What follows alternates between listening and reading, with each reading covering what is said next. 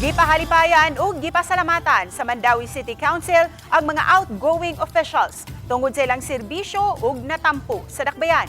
Ang detalye sa report ni Nico Sereno. Sa unang bahin sa sesyon sa Mandawi City Council, usa sa hingpit nang napasar ang ordinansa sa pagpahugot sa security measures sa prisuhan. Pinaagi sa pagpamulta o pagpapriso sa mga mupalusot og cellphone sa pasilidad. Dunay diskusyon usab nga mitumaw kabahin sa mga committee reports nga giduso.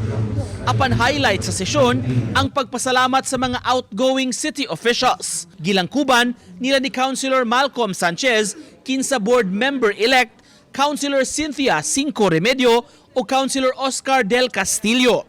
Lakip na si outgoing Vice Mayor Nerissa Sun Ruiz. Misaksi og mitambong sab sa kalihukan si Mayor Glenn Bersede nga mao'y incoming Vice Mayor ug presiding officer sa konseho. Nagpasalamat si Ruiz sa mga napasar nga measures sa sanggunian.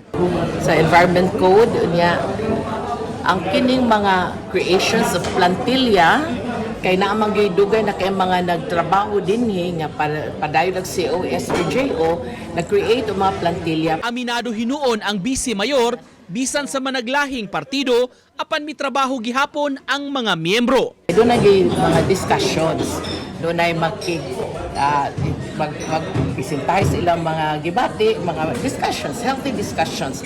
Well, may kaya na siya for any legislative body. Kaya bati lang sa kaya na magsige lang tagtangdo sa Sayang bahin si Bersede nang hinaot sa koordinasyon ug kooperasyon sa incoming City Council bisan nahisakop sa managlahing partido.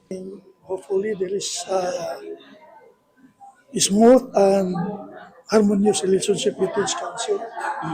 Kay gusto mo gud na ako di man ko ibalong yung batasan ako, gusto ko nga kauban na gyud ba magkasabot yung council ba. Nico Sereno, Balitang Bisdak.